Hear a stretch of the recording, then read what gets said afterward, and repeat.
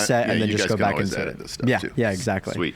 So and right. don't worry, we'll make you look beautiful. All right, great. You'll be right, incredibly well put together. Good. So, howdy, y'all. My name is Dylan Wu here with the Austin Beacon, and I'm sat today with Dean Provost Jacob Howland, who is the Provost and Dean of Intellectual Foundations here at the University of Austin. Thank you so much for speaking with me today. It's great to be here, Dylan. Thank you. We're curious as to kind of what are the decisions that led you to decide to come to a brand new university and build something from the ground up, kind of something that's not been done for, well, quite a long time, and definitely not to this extent. Yeah, good question. So as you mentioned, I was at the University of Tulsa for 32 years, from 1988 to 2020. And I was very happy for 3 decades. Okay, so fast forward to 2019. The university suffered what I would call a hostile takeover from a board. The University of Tulsa. University of Tulsa, yeah. From a board that, first of all, had no academics on it whatsoever, who didn't really understand what a university was, didn't make the effort to try to figure that out. Anyway, they installed kind of friends of and even employees of the chairman of the board as the president and the provost. And they decided to eliminate 40% of our academic programs. There was no cost saving on any of this. I don't know why they did it. So I ended up being kind of the tip of the spear in leading the charge against this academic destruction of the University of Tulsa. I published probably a dozen articles in the space of a year. I was on podcasts. I was on national radio shows. They tried to get me fired. I had to spend thousands of dollars in lawyers' fees. So I was really at a loss. I took early retirement, and I was burned out. I was done. Yeah. So I left. I worked for the Tikva Fund for a year. But when I learned about the University of Austin, I thought, wow, here I have an opportunity to build something, not simply to fight against a destruction, ineffectively, right? But to actually build something from the ground up. Yeah. So you mentioned something that I found interesting as well, which was that they didn't attempt to understand what a university's purpose was. But really quickly, what is the purpose of a university? Well, it's a good question. So look, I would say that its sort of core or central purpose is education in a deep sense, which is preparing people to be active, reflective, informed human beings and citizens.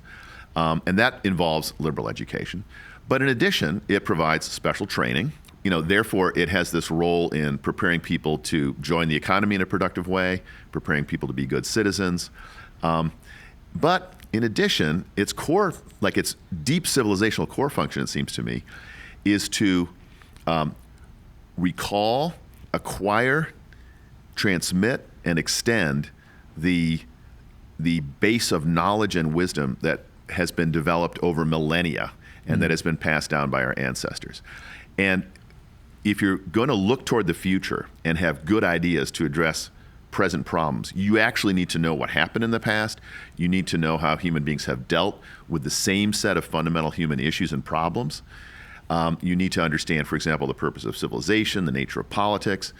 And if you start sort of erasing that, or you're not interested in looking back, you're not going to be able to move toward the future in a very informed way. So, a final thought on this, it seems to me that I sort of came up with a nice image for this, which is if you're rowing, right, you got to look back to move forward. Yeah. And that, I think, is at the very heart of a university. So I've described a number of functions, but what I'm pointing to here is kind of education in the truly classical sense, right? Seeing things whole, being able to connect different areas of experience and knowledge, developing sound judgment.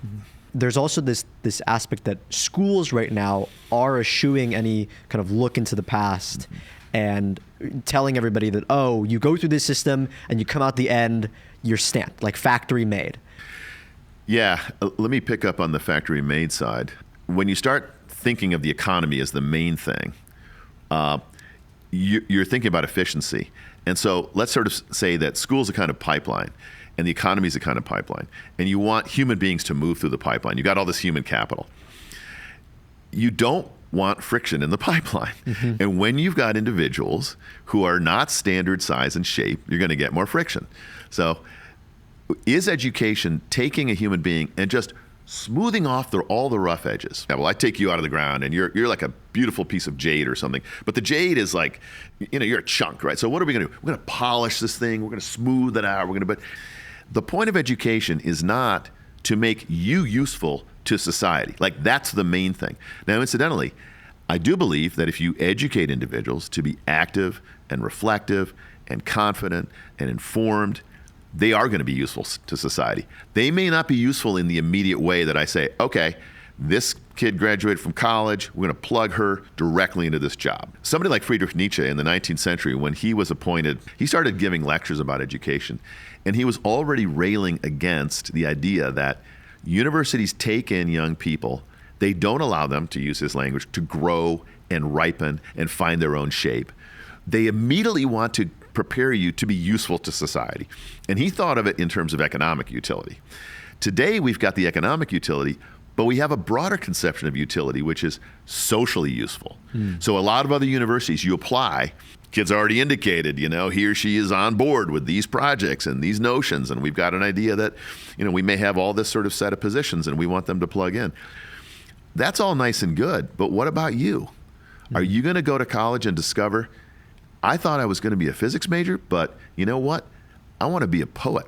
That's a whole different pathway. It's a very individual pathway. I want to encourage that. Incidentally, again, that does not mean that you are not going to be adding real value to society. Because the fact is that people who discover poetry, which is not read much today, discover deeply meaningful messages in the poems they read. To lose sight of the individual and to substitute it with economic utility and political propaganda, you are shortchanging students. You're taking away their one chance to really discover their greatest gifts, their greatest talents, and how they can enhance human life, not just their own individual life. So it's a crime, in a way. I think it is. I truly think it is, and it makes me very, very sad. Socrates actually he was put to death for, quote unquote, poisoning or corrupting the youth of Athens. And in today's political kind of world and spectrum, there are a lot of people pointing fingers on both sides, as to say, particularly, let's say, about UATX and about education, oh, you're poisoning or you're corrupting the youth or you're corrupting the youth. So how do we know who is Socrates and who is Athens in this situation? So, great question. It's very interesting. Socrates was tried and convicted, as you say, Dylan, on the charge of corrupting the youth. But there were two other charges that were brought against him. And one was not acknowledging and sort of worshiping the gods of Athens. Right. And another was introducing new gods. Okay. Today, atheism has sort of taken over. Okay. So what would Socrates be arguing today? He might be taking the position of piety and religion to take the opposite side, right? To sort of say, okay, here are the pieties of the day. And now I'm using piety in a broader term, right? What's then the responsibility of a university? Well, it would be to introduce students to the other side. Because, and especially in an environment where university education has become politicized, you might not even encounter the other side. If you're just like, well, why are you reading that book? That contradicts what we believe are the most important political positions of the day. I think a Socratic answer would be, that's exactly why I'm reading it. Right. I want to know the arguments for the other side. I want to know what the position is.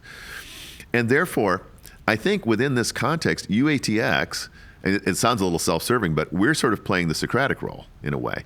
Because what we're saying is, let's push against the tide. Let's open up the curriculum.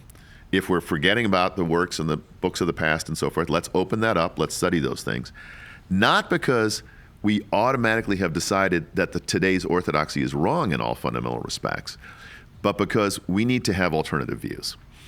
And we were talking about politics earlier. I don't want anyone to get the impression from what I've said so far that we are, let's say, a right-wing university.